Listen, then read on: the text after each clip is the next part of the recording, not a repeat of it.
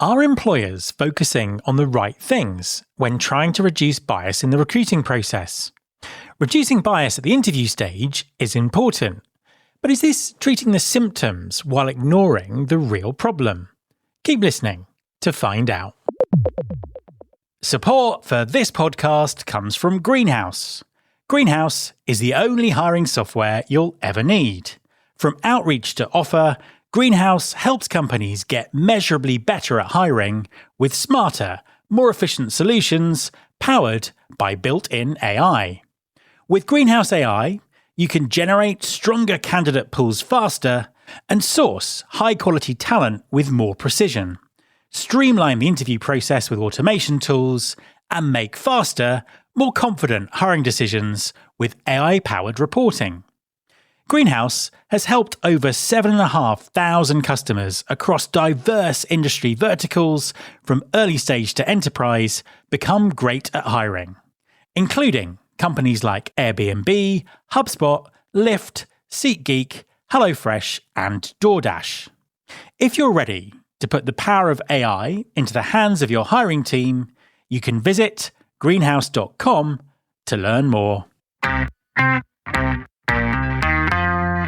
There's been more of scientific discovery, more of technical advancement and material progress in your lifetime and mine than in all the ages of history.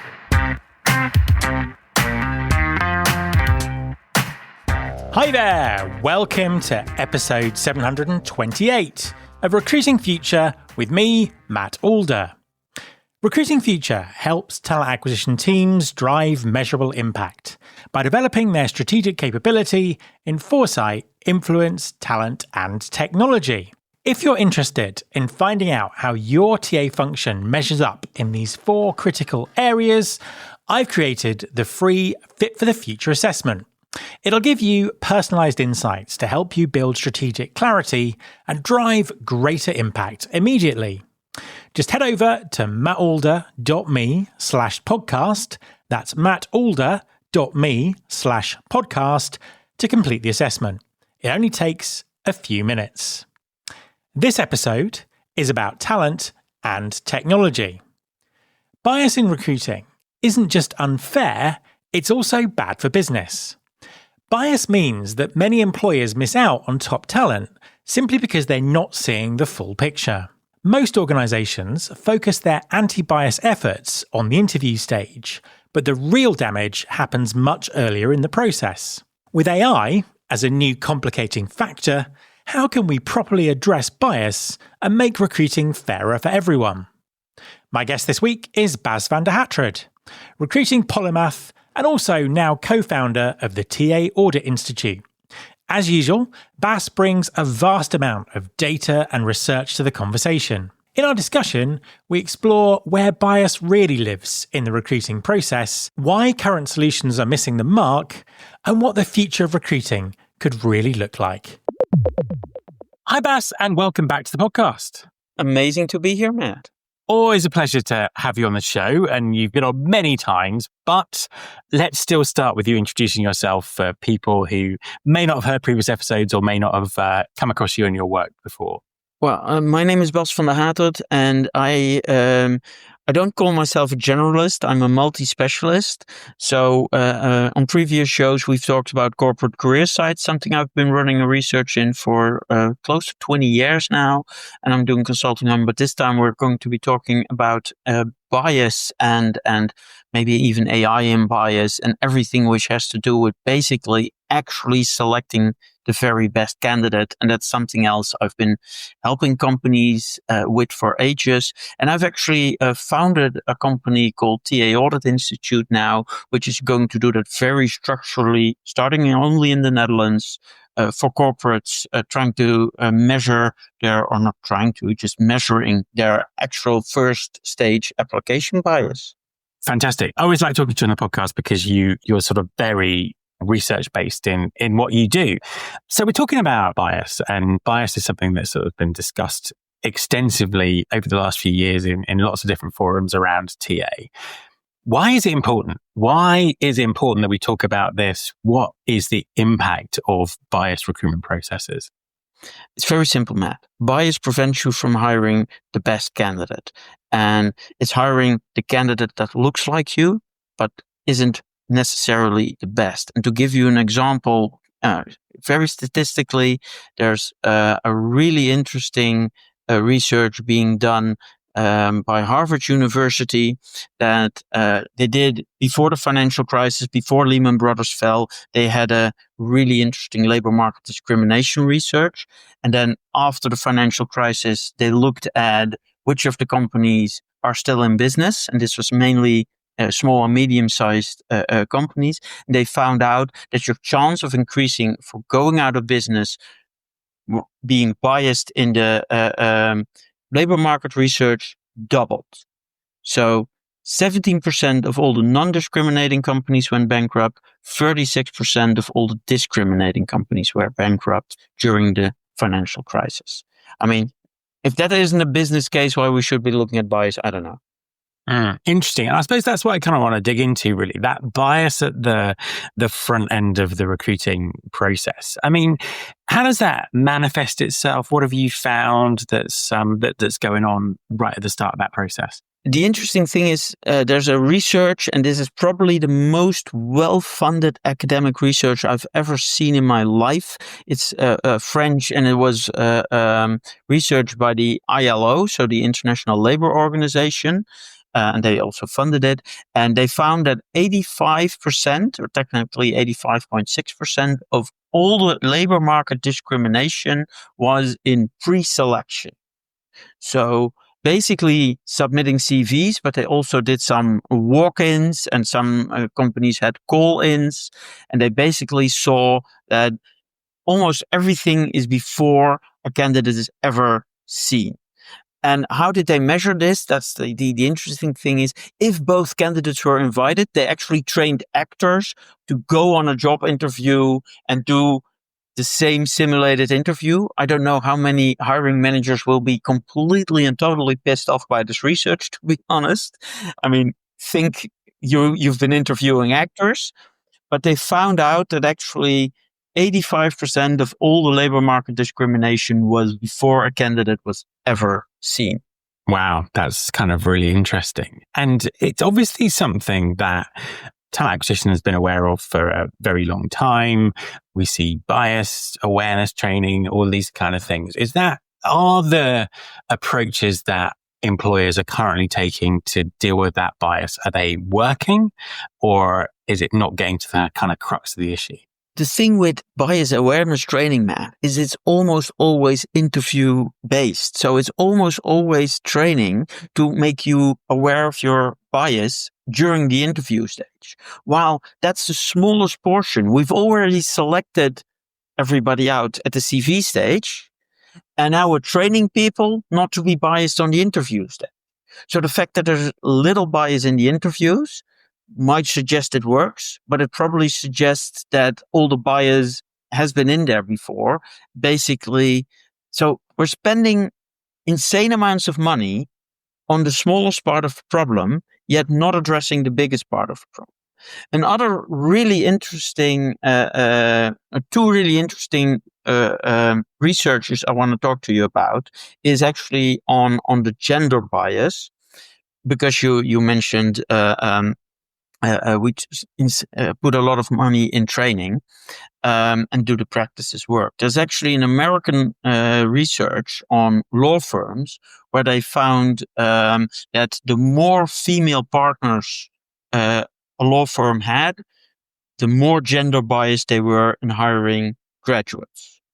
They found out that the more female partners, so the more women on the highest level of the organizations there were, the lesser the chance was on actually having a D&I program that makes people aware of the bias, and the less women were selected because unconscious bias creeps in, and eventually we still think that massively women are less, especially in high-end, much demanding jobs like a lawyer. It's not true. Consciously, we all know it's not true, but subconsciously, just turn on your bloody television and there's a talk show and there's an expert, and I'll tell you there's an 80% chance that the expert is a male. And that's how we're wiring brains to say experts are men, and usually white men. So research still shows that when a woman says the exact same thing, she's usually deemed about 20% less competent than the man who said it.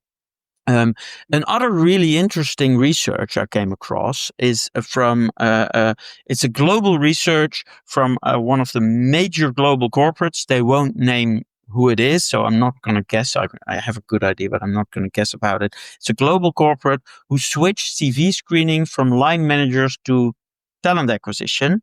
And the beauty of this was that they actually did it at different times in different countries. This multinational conglomerate was acting. So it's the perfect natural experiment.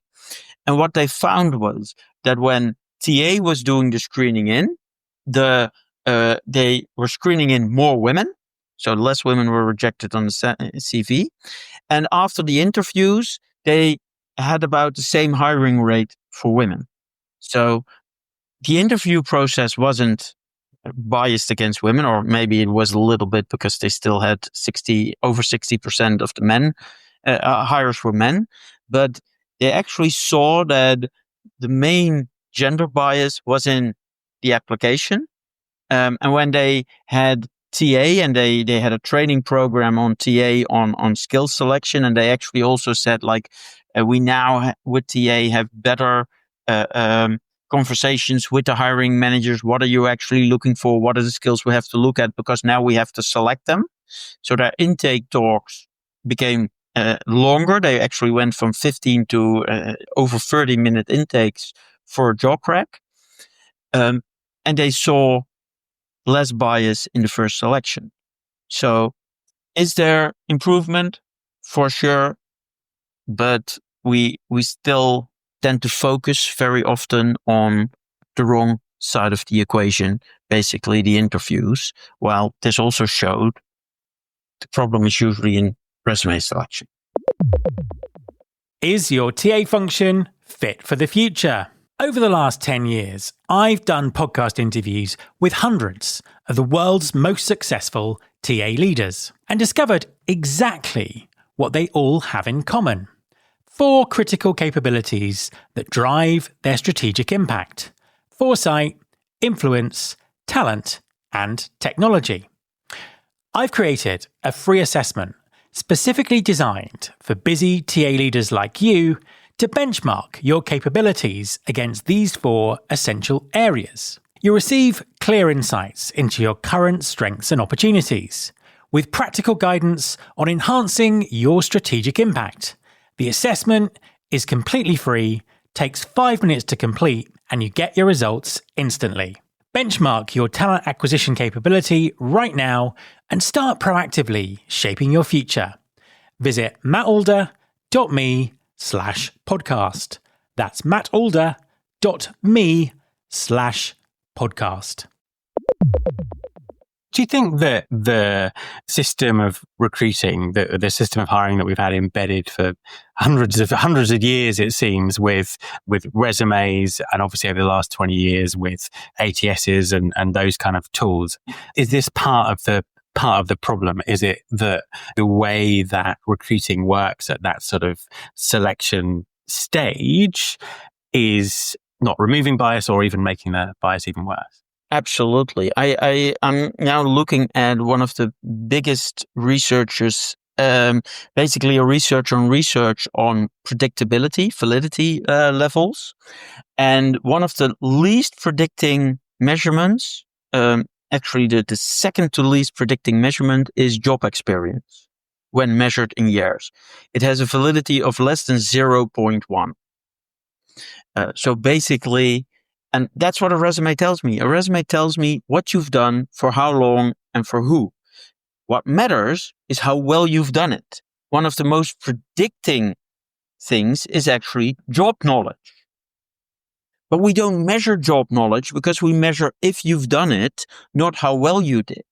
And I know you have a lot of non-American or non-European listeners as well, but if you allow me, I want to use a soccer example to describe this.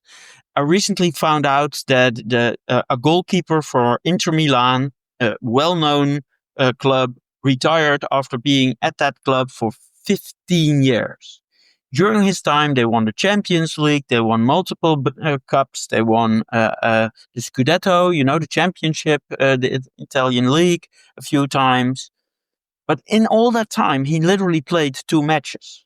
So his resume reads, I was a goalkeeper during the golden age of Inter for 15 bloody years, but he literally played twice. And the only reason he played the second match was because he was retiring and they let him play the last 15 minutes of his retirement match. No, that's really interesting. I think that's a really great way of summing up that issue. And sticking on this before we kind of talk about some of the newer ways of measuring things. You kind of presented on this in Wreckfest, and there is something in one of your slides that I just find extraordinary, which is about a global retailer and surname starting with A, B, or C. Just tell us that story, because I'm desperate to know more. I'm not allowed. This is actually what their head of TA, their global head of TA, told me this, and I'm not allowed to mention which retailer it is. But he said we were talking about bias, and he literally said to me, "Yeah, they use one of the major ATSs." He says, and usually resumes come in by date of application, right? He said, but in one of our countries, we accidentally had the resume screening said on last name. So by accident, somebody changed the setting from how do we present it to our TA team from moment of application to last name. He says literally every person working in our store right now, their last name starts with an A, B, or C. And again, I think that really kind of underlines the fact that the tools and the process and these things kind of don't really work and amplify this.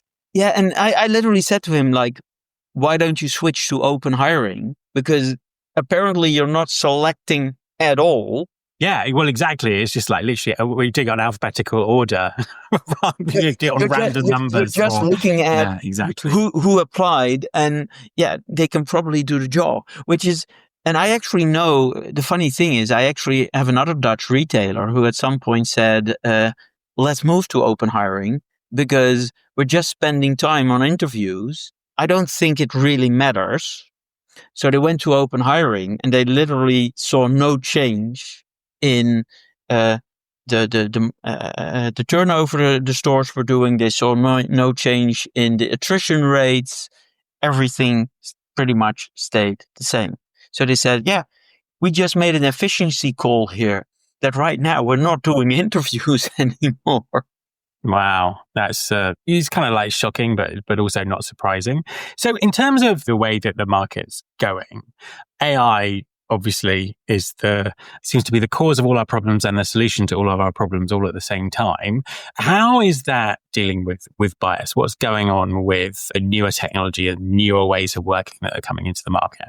The question is, what is loading the AI? The most interesting thing is, and I actually have to credit Glenn Catley for this because it was from one of his presentations that he showed me. He said, at Claude, they had them do resume selection, and it was very biased. And then they literally put in the line, and this was Anthropic testing it themselves. You're not allowed to discriminate, so you're not allowed to use things like gender, age, and ethnic backgrounds as a marker to select somebody's if somebody's fit for the job. And it stopped discriminating. Now, one might wonder why this isn't a standard thing to put in there, but so actually telling an LLM not to discriminate, it won't discriminate anymore. That's weird part number one. Weird part number two of it is if you tell an LLM to rank your candidates, it will be biased. If you tell it to just grade your candidates, there's hardly any bias there anymore. So because it will do what you tell them. So if you're like rank them 1 to 3, it will be biased. Interestingly enough, LLMs are biased pro-women if the CVs are generated by another LLM.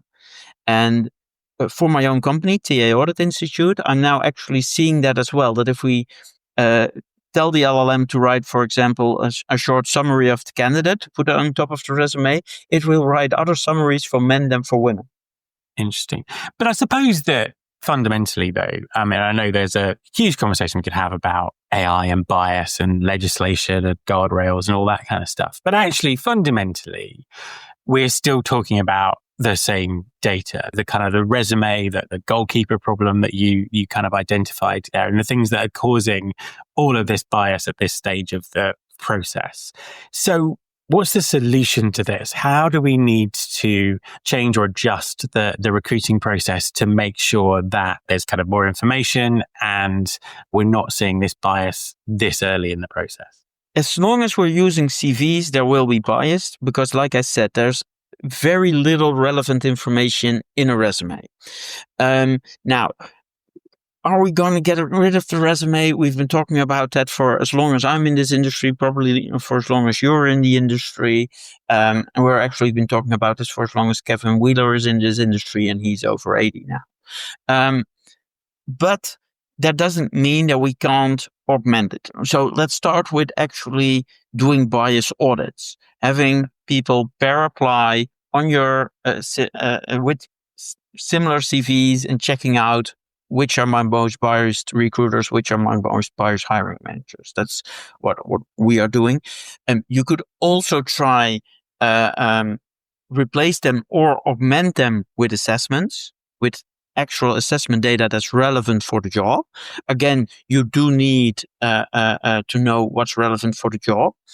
The thing with, for example, work sample tests and job knowledge is that it's very predictable, yet also it has a negative effect on actually inclusivity, because if you've done a job, your job knowledge and your work will be better. And we haven't given jobs to everybody in the past equally. So basically what you see is that actually a work sample test is one of the most, and this is again American research, discriminating blacks to whites, because they haven't been given the chance to do the work. And if you've done the work once, your work sample will turn out better. So if we're looking at, for example, the cognitive traits, and for those thinking cognitive is IQ, that's very discriminating as well. Yes, but no, cognitive is much, much more than IQ. You know, IQ is about 4 different traits, and you have about 16. So if you actually measure the entire brain to a job, that's actually very predictable. But we also know that's more predictable for early careers. For later careers, it's usually more about job knowledge, which then does amplify early career bias that we've been having. So that's why it's such an insanely difficult thing to tackle. But start asking questions, which is difficult because of ChatGPT right now, but start making sure that people answer the questions about how well are they, try to get performance data, and look at our actual brain. And especially, I think the best way to start tackling bias, and I know this is playing the long game, but start with early careers. Get rid of resumes, and especially cover letters, early careers. I think we're at a fantastic point in time where we can reinvent the recruitment process and make it fairer and make it just work for everyone. Just sort of final question for you. Just give us a quick vision. If say it's like, I don't know, 5 years time, what would that perfect recruitment process look like? Again, it depends a lot on what you are recruiting and who you are recruiting. I would probably say that early careers, you do mainly a cognitive and a personality test, match it to the job, and only that. And yes, it's nice if you have a college degree, but especially in America and also the UK, where college degrees are very expensive, you probably don't have it. We see college as a rite of passage more than a place to get your education, right? For late stage careers, next to the question, how much work are we still going to be doing? I would probably expect more structured interviews. Maybe we'll even go to the fact that we just need to talk to more candidates. Now, how are we going to scale that? Honestly, I don't know, but we know that the structured interview is one of the best ways to figure out if a candidate is actually good at their job. We live in interesting times. Bas, thank you very much for talking to me. Thank you for having me again, Nat. My thanks to Bas.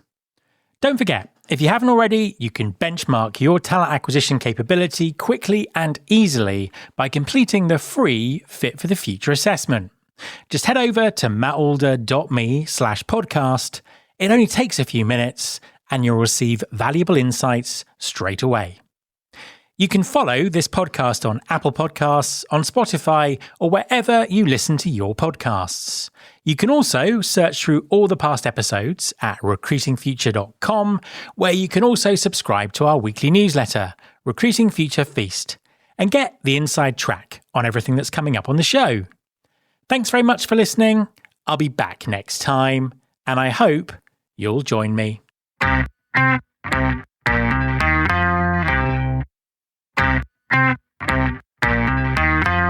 This is my show.